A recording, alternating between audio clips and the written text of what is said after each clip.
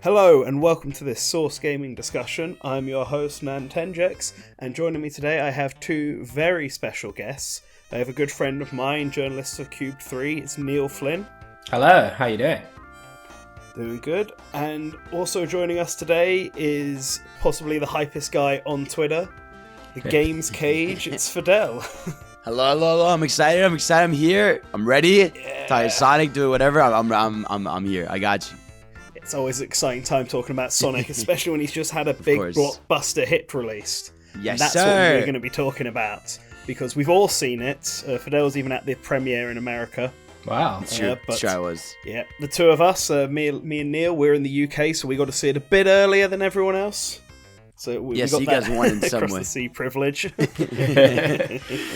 That was so, even though, it was cool for you guys, that was a nightmare for spoilers, because people were just going around being awful and just, going in people's replies and putting spoilers and stuff. Yeah, no. It was an odd decision. I don't even know why they did it. It didn't clock for me until, a week before that we were getting it, a week early. Well, I mean, to be honest, they did it with Spider-Man as well. We had Spider-Man 2 days earlier than the rest of the world. Yeah, we got Spider-Man 2 days early. I remember that. Yeah. I actually went to Spider-Man on day of, so... I feel like 2 days is at least better than a week. Week is so much time for people to just spread stuff. Yeah, I guess they thought, Europe, they really like Sonic over here. We'll give them a little treat. So the way this discussion is going to work is we're going to start off talking some spoiler-free stuff for anyone who's listening in that hasn't seen the movie yet, and then we'll jump over to the spoiler territory, and I'll make sure everyone knows that we're on that point when we get to it. But first, let's start with just some general impressions overall. So Fidel, why don't you start? What were your thoughts on this film? My general impressions are just that I loved it so much. I think it's my favorite video game movie. I think the best way I sort of described it to people is that the first movie is a very fun movie. It's a buddy cop movie that has Sonic in it, and it's really cool for references and some scene stuff. But this is a Sonic movie throughout. Its plot lines are from Sonic.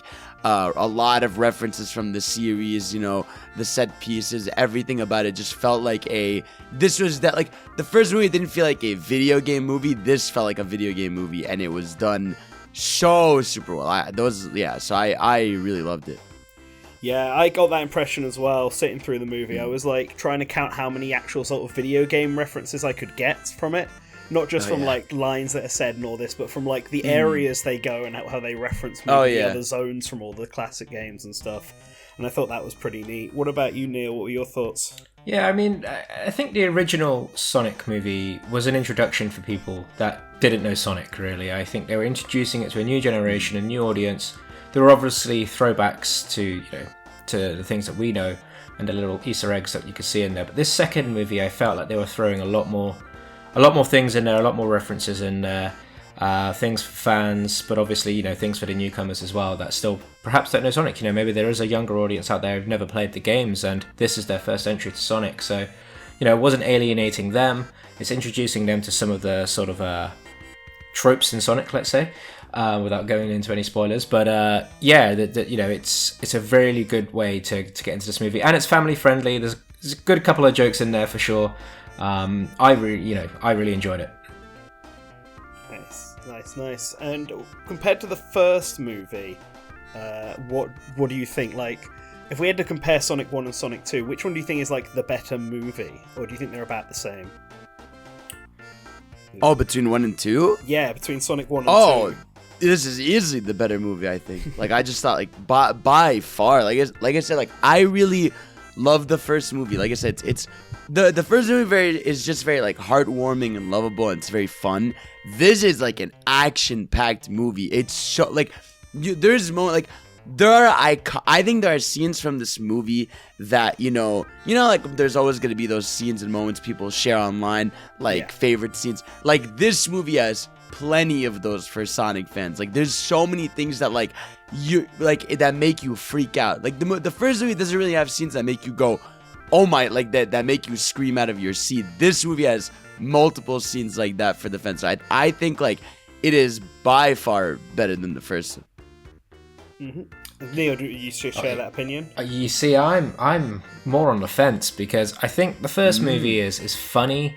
It's got a lot of good things about it in that first movie. I think also because of the way it built up initially. You know, people were, you know, we were.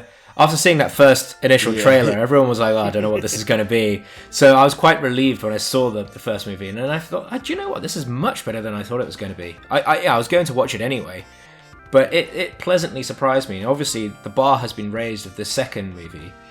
And I think, you know, without going into too much detail or any spoilers at all, I think there are things in the second movie that perhaps just didn't need to be in there at all. With certain characters, let's say. Yeah. But from the Sonic point of view, and you know, yeah, there are a lot of good references in there, and I agree with you actually in the sense that, you know, there's a lot of stuff that jumps out your seat, and you're like, oh my god, I get that, you know, I get that reference, that's from, you know, this, and that's from that, and that, you know, as a Sonic fan, anyone who knows the lore or even just knows some of the basics, you know, you're like, oh yeah, I know that, and some of the people in the cinema don't know that, and you can call it a little bit earlier, but I think from. I don't know, maybe I'm being a bit unfair. Like, I do think the second movie has got better action sequences, and I think there's a lot more lore in it. I think the first movie was actually funnier, so it depends which kind of movie you like, I guess. Yeah, because this is definitely more of an action movie. Like the fight scenes to me in this are so dope. Like, anytime Sonic and Knuckles are fighting each other and, like, towards the climax stuff, like, that last hour in general just feels insane. Yeah, maybe I'm being harsh. I see. I think I actually kind of fall somewhere in the middle of you both, because I do think this movie is the better movie of the two. I definitely had a lot more fun watching this movie, and there are definitely a lot more enjoyable scenes for me, as a Sonic fan especially. And you're right, that sort of last fight between Sonic and Knuckles is really good. There's like one particular scene on the stairs that I really enjoyed. But like, I think as like a cohesive story and a plot, the first Sonic movie kind of does it better. Like the first Sonic movie is a lot easier to sort of follow, whereas this kind of goes all over the place with like certain scenes that feel like, am I still watching a Sonic movie? Like, I think fans will understand it, won't they? But I think there are some. We'll talk about it probably in that spoiler bit, but there are some bits in that movie and I just kind of thought, oh, man, this is it's hit a bit of a bump, you know, like the rhythm has gone off a bit.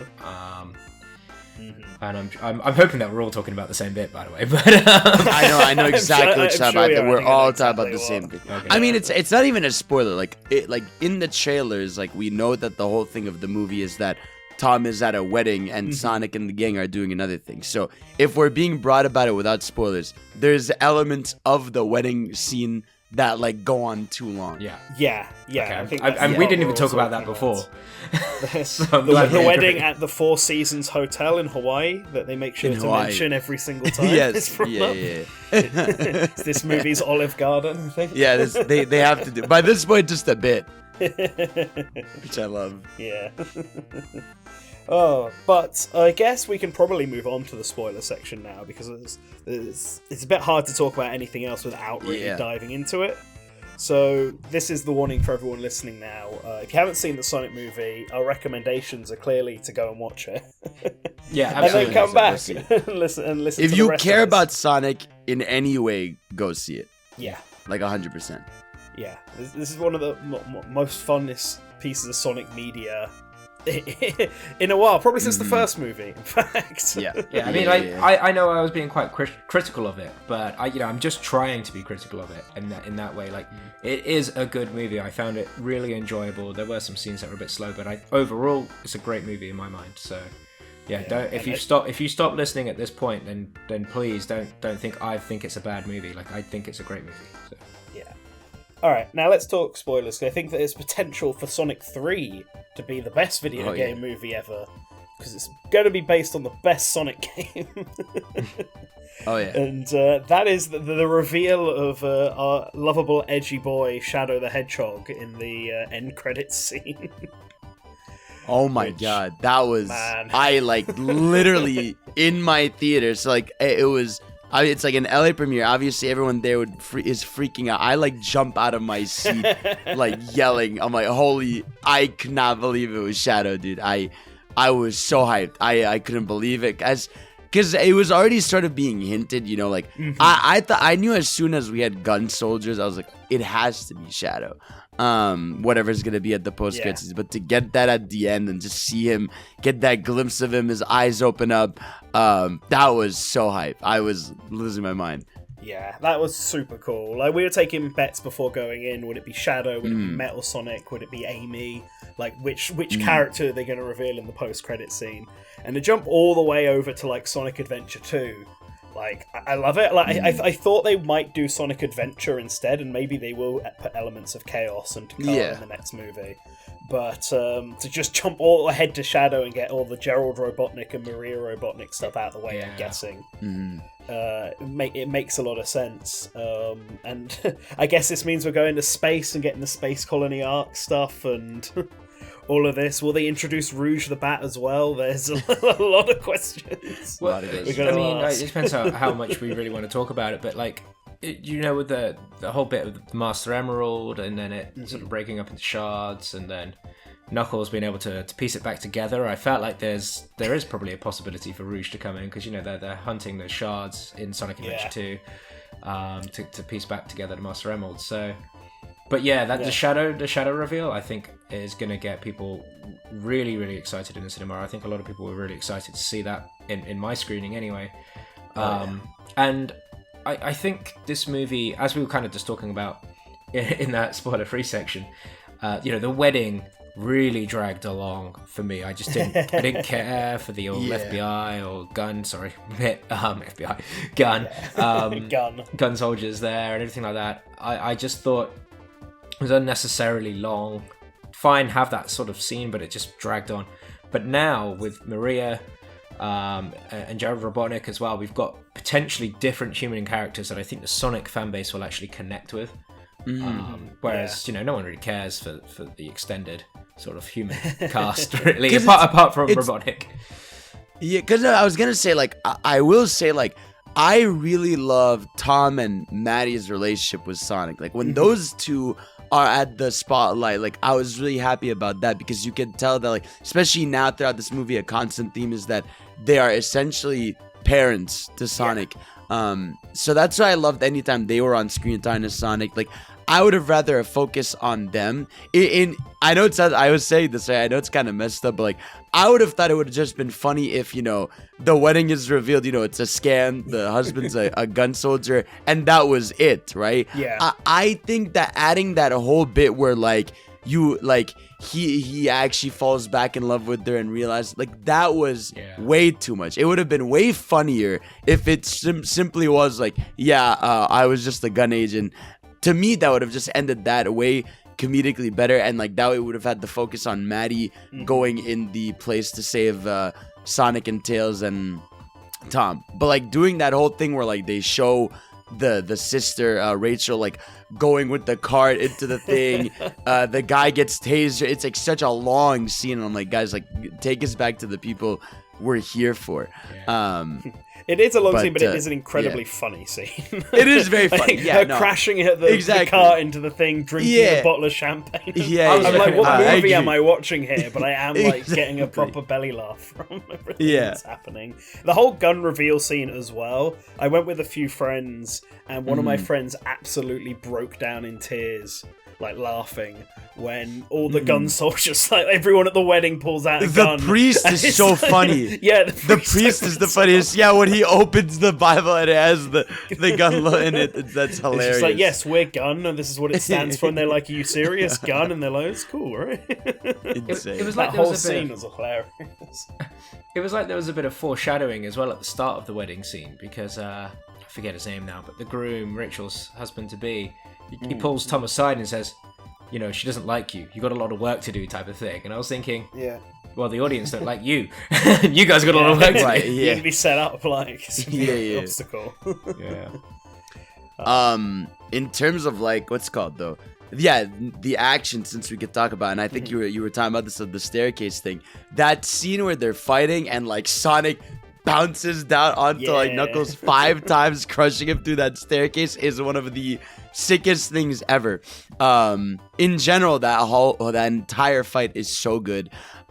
Even that first fight between them where it becomes a chase sequence where like Knuckles is hounding to their car like on his four hands and like on his hands and legs is like almost like savage like, and it's so cool.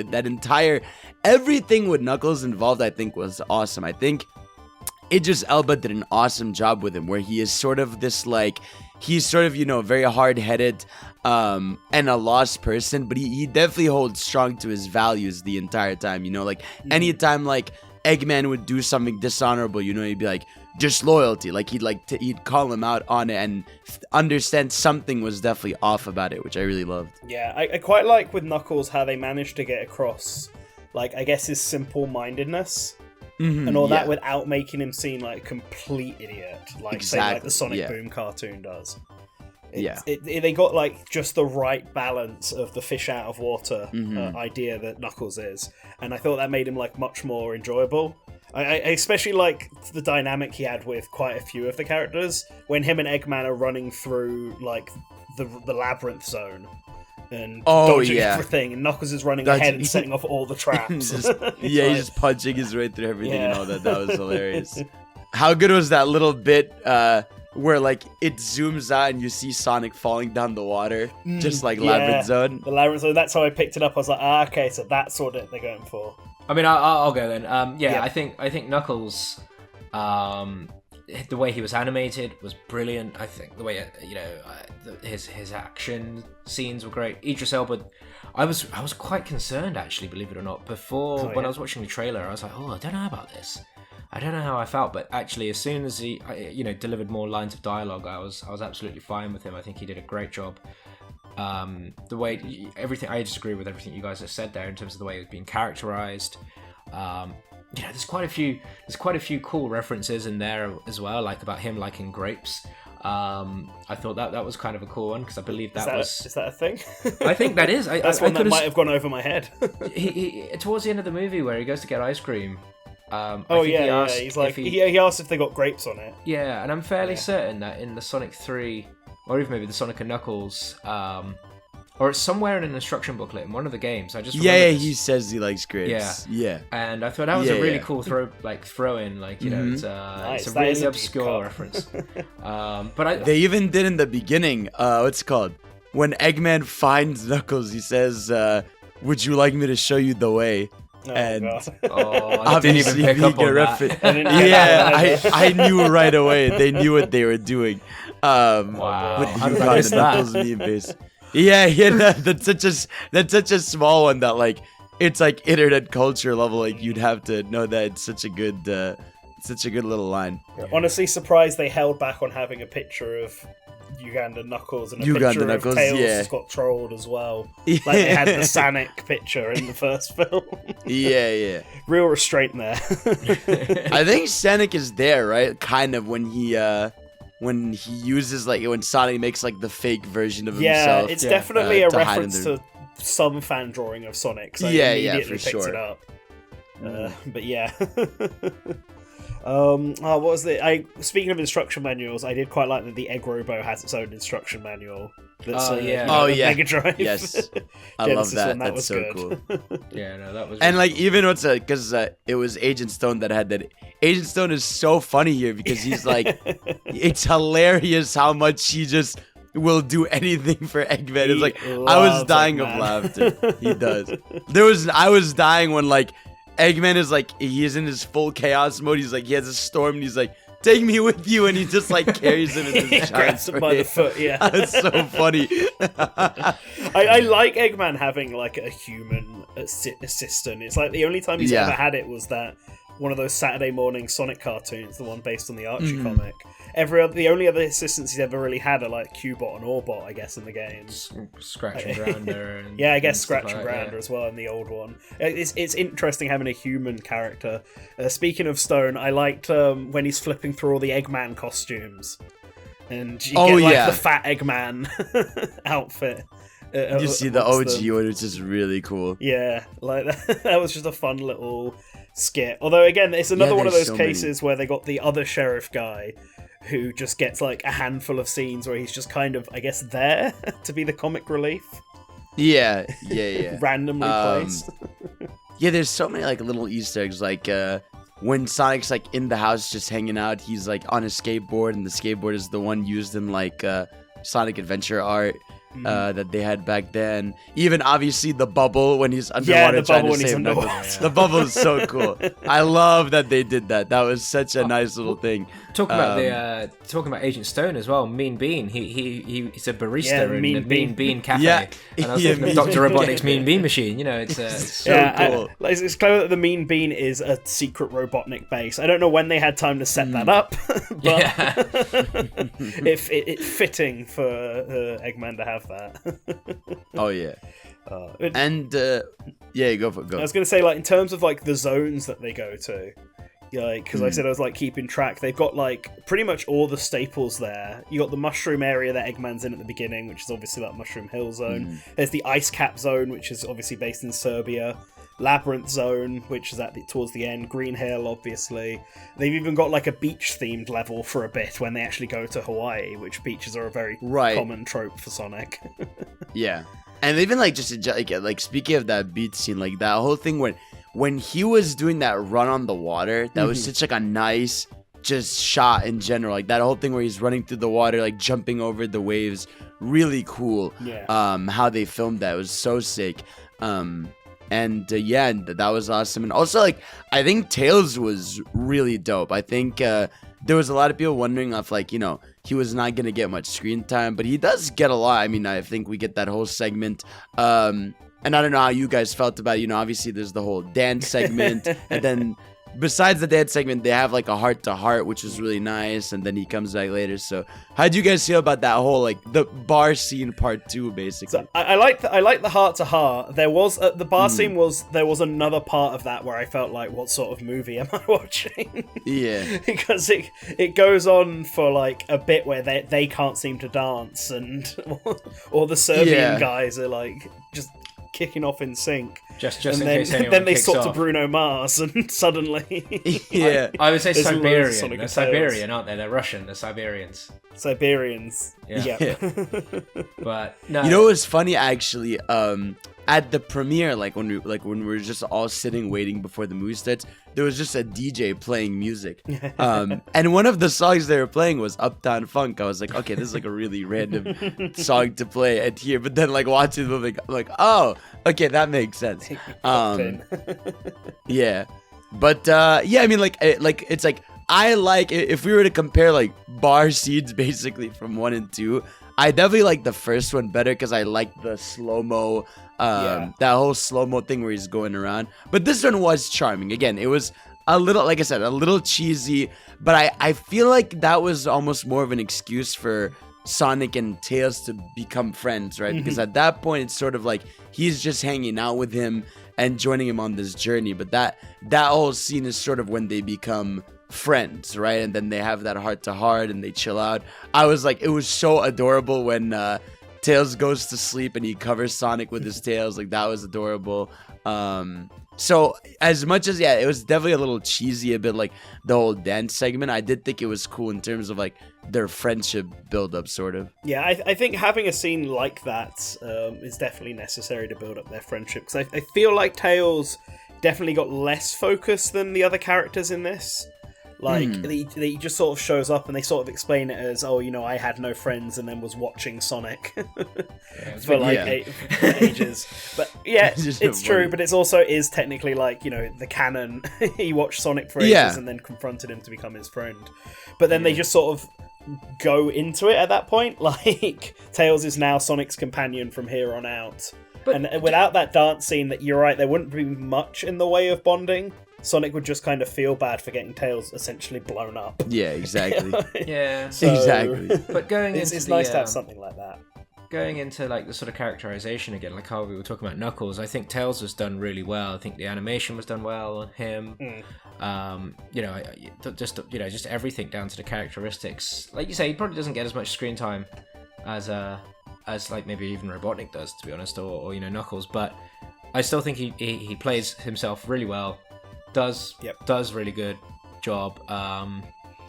And he does play the juvenile character a bit more, because I think Sonic is starting to age a bit, and Tails is meant to be younger, right? So I think it comes across well. But in terms of that sort of bar scene in Siberia, I felt like that went on a little well. But maybe when they entered the bar, they just got to Siberia and they put on those clothes or whatever, and I felt like that is actually a reference to one of the postcards that Sega did, or like some of the art that they did on like Sonic Jam or something like that. I just feel like I've seen them dressed in winter clothes like that before, but maybe I'm wrong. Right.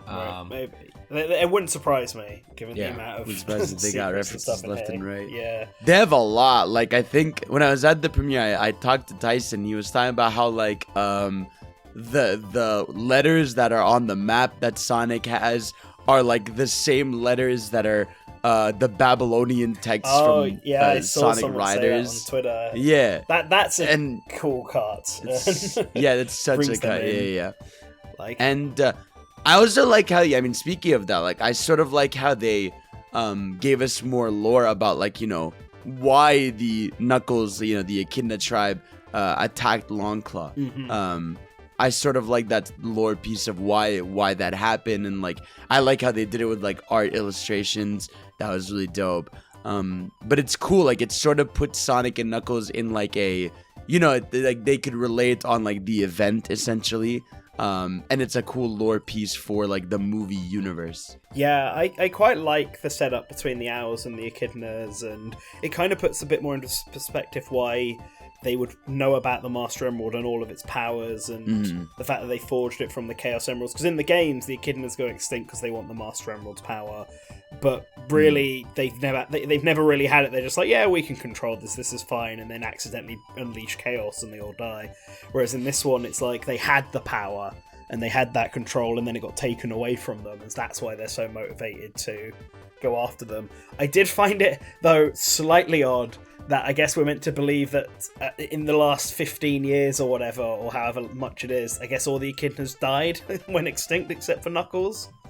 Like, he was the only Echidna child, and because I'm pretty sure they say at one point that Knuckles says he's like the last of the Echidna in in the film.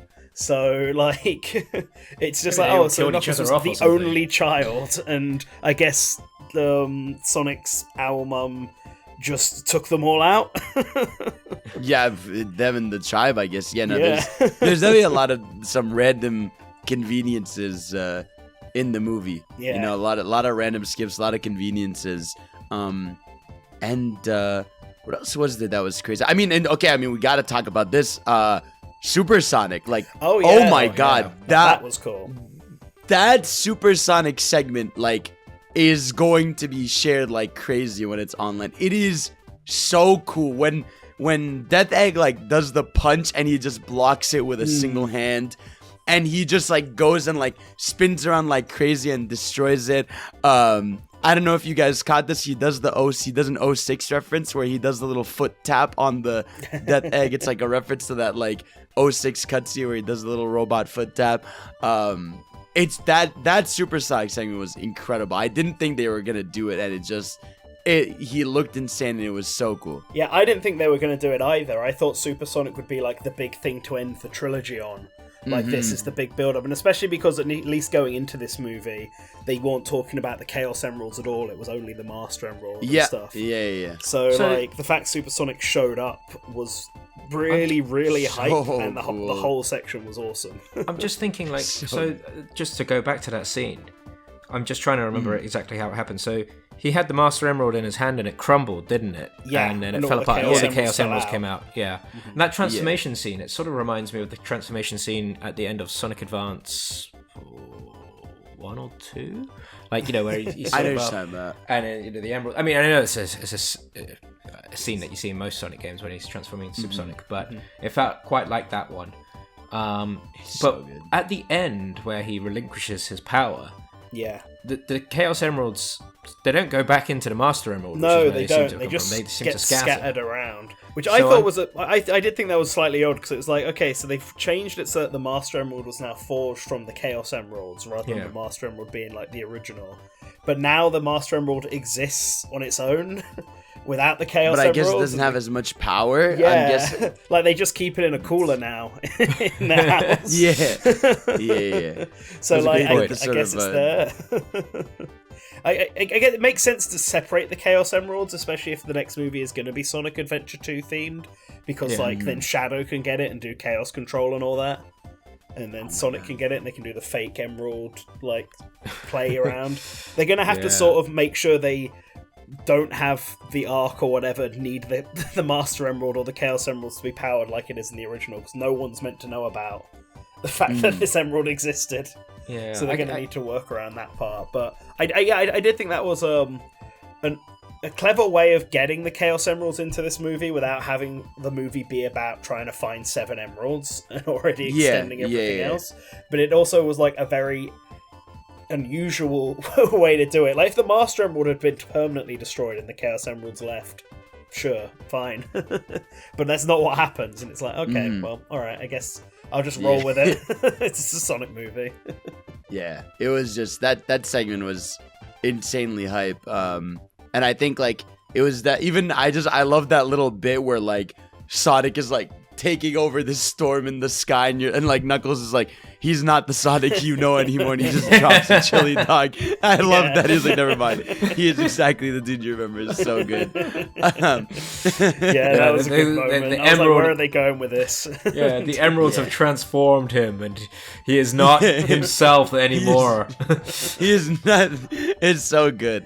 And even before that, I mean, we had our Sonic Heroes moment, which was so satisfying. That whole segment where like they finally were starting to have their dynamic, and it does like the Avengers camera spin on them, and they're running together and they're like doing tricks with each other. That was so good. Like that was such a insanely fun segment for like anybody, but especially if you're just a fan of these characters, like seeing them start to have a dynamic and like laughing at each other and with each other, and punching the robots and coming up with a plan. Like that entire segment was really cool. And even Knuckles punching the emerald out of Eggman, I mean, very reminiscent of him doing it to Sonic in Sonic 3. It's just like that entire segment was so satisfying to have them all work together. Yeah, I like that Tails' holograms came back from the dance party to actually play like a role in this.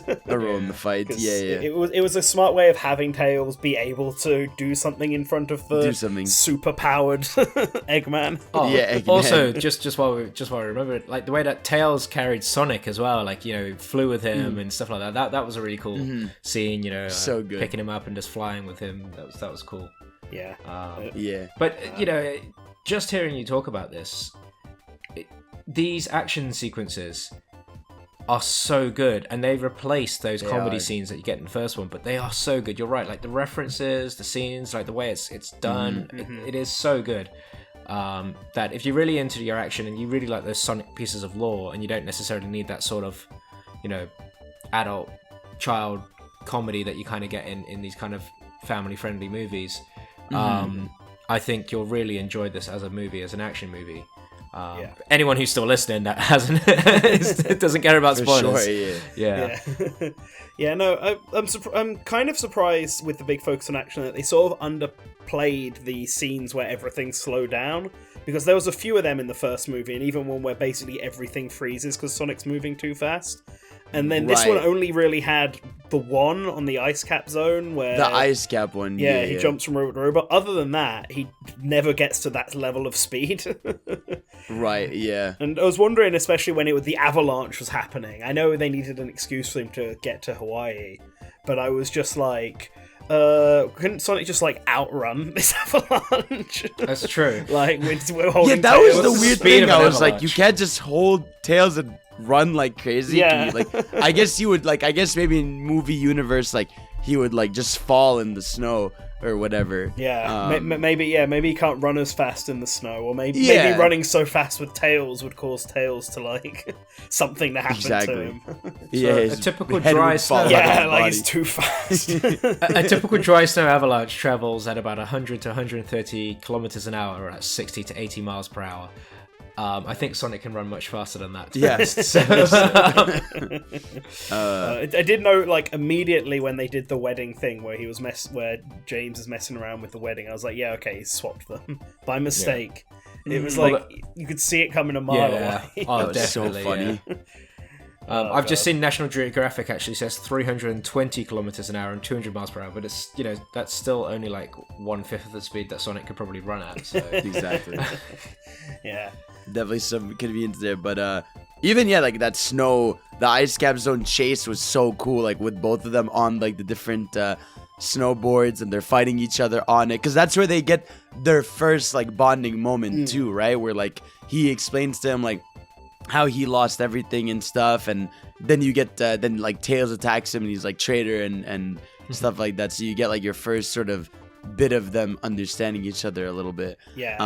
I quite liked the bonding scenes. The scene where Sonic and Knuckles are just sitting on the beach before Tails shows up amazing. in the tornado. Yeah. It's like just a really nice shot of the beach with the sunset of the two of them just sort of sitting there like, well, now what? Yeah. It was so well done, of like, and like throwing the snowballs at each other, just like having fun. Like that was such a good, very, very good. Like, but all the heart-to-heart segments in the movie, even with like whether it was Tom and Sonic or Sonic and Knuckles, Sonic and Tails, I think they do a good job of like having heart in this movie universe, and I think that's like such a big part of it. Yeah. They did a good job of keeping Tom and Maddie in the movie and actually having them play some sort of role in the climax of the film. Because like it gets to the point when Sonic and all of his friends are there and can do all these cool action stuff. Like, what can Tom do to keep up with stuff? Exactly. Like, I wonder how they're going to do it in the next movie. Will Tom go with them to space? Is he just going to replace Amy's role? What's he going to do? From those games? It was funny because I loved also at the end how they were playing baseball together, because like a big part of the first movie was Sonic having to play baseball by himself because he had like no friends. So having like bringing that back from the first movie, but now he has Knuckles and Tails, and they have such a fun dynamic, and Knuckles is just like, I'm having the fun, and he's like, he's trying to understand the rules, and he breaks the scoreboard because of how hard he tosses the ball. Like, it's just so, that segment is so lovable and everything. Yeah, it's just, I love Knuckles is trying to understand baseball, being like, well, if I just run around all four, I'll end up back where I started. Yeah, I'll end up back where I started. I love that. It's so funny. There's a lot of very funny moments. Like, even if you're not a Sonic fan, I think just the chemistry and the dynamics between them are very charming and lovable. So, to be honest, I would love to go back and watch it again and just try and count the references, because we've missed loads, by the way. But I mean, I saw it a week ago. My memory's kind of shot all of a sudden. I need to go and watch it again. But yeah, I'm gonna go do that this weekend. Yeah, no, I don't blame you. No, like just talking about it again, it just makes me think, man, like it was a much better movie than probably when we initially kicked off this conversation. I think just everything, and also Jim Carrey, we've not really talked too much about it, but I think he really looks the part. He does. I think he plays so well. Look the part. It's insane. Yeah, he looks like a much better Robotnik now than he did in the first movie. But I suppose the first movie was more of a transition for him, and he got a few more like Mike Pollock impressions in, because in the first movie he sounded very much like Jim Carrey, other than the very last scene, where he then suddenly does a really good Mike Pollock impression. And in this movie, while it would have been really difficult to have him keep up the impression throughout the entire movie, there are a couple of scenes, especially when he's in like the Death Egg, where like you hear it come through again, and you're like, oh yeah, no, that's definitely the Eggman that we all know. Yeah. No, the entire, like, the Death Egg, in general, the Death Egg was so cool. How, like, I liked how they, like, did it, where, like, he's sort of moving in it, and that's how he's controlling it. Like, the Death Egg just looked really cool and menacing, because in the trailers, we sort of only saw, like, the top half of it. So seeing, like, the whole thing and how it's running and all that, like, was really well designed. Yeah, Eggman, I think he was way more Eggman here, because here by this point he's just lost his mind completely, you know? Yeah. In the first movie, it was more like, I'm an asshole, smart-ass scientist. But in this movie, he's just lost his mind, and that's where you see the Eggman levels in it, which is really dope. Yeah. Yeah.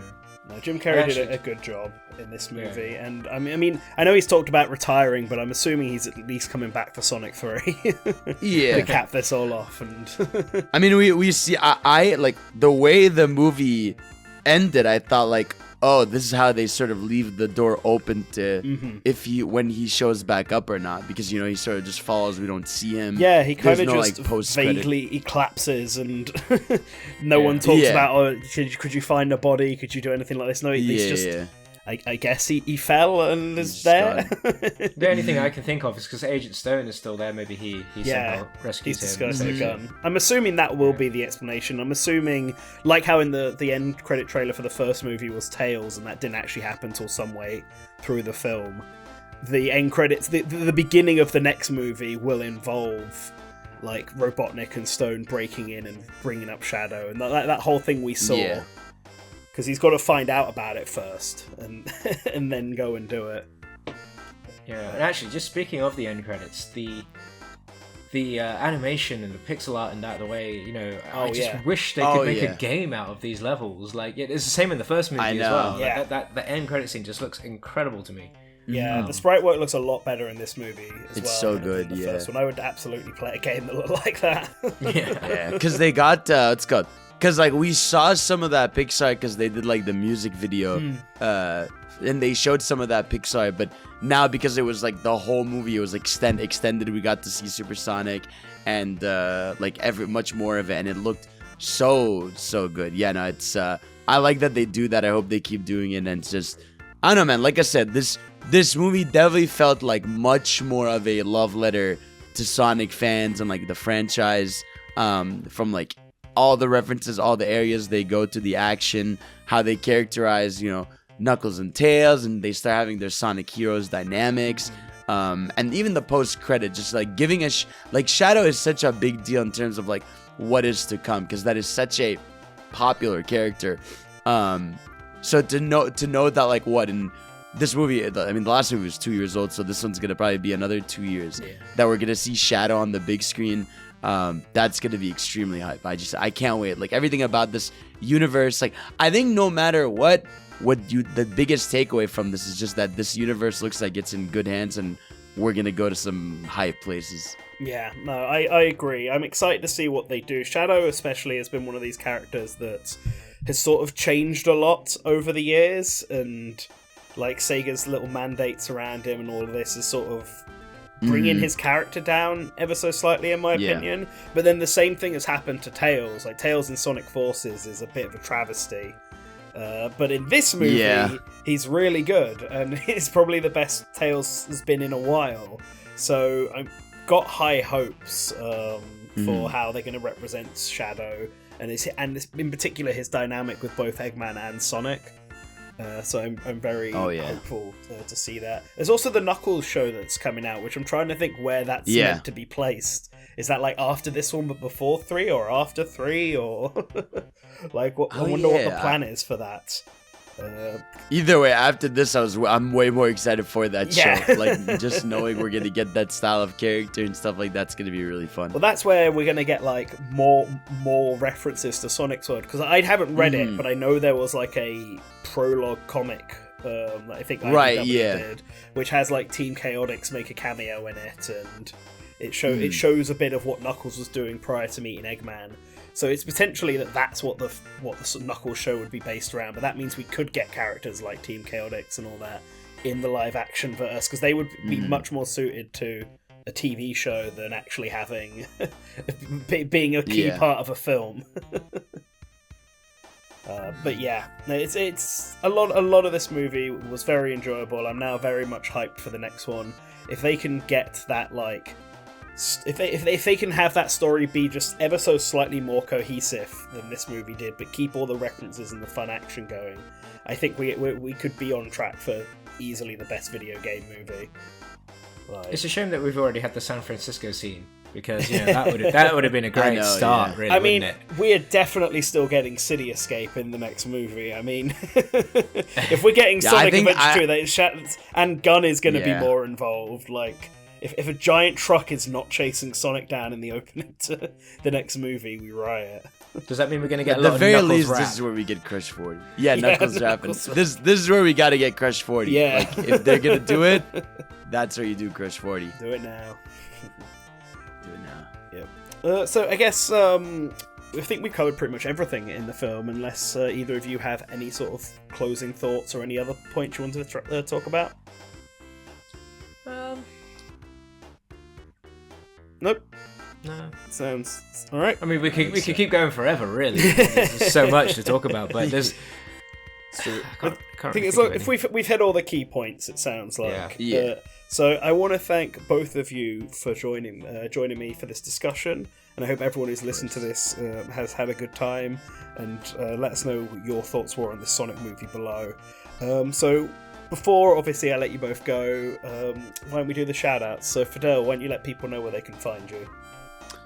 Yeah, you can find me on Twitter on the download though. You can find me Twitch and YouTube as GamesCage, where I usually just stream on Twitch Monday through Saturday, 7 p.m. Eastern time. That's usually where you'll find me most.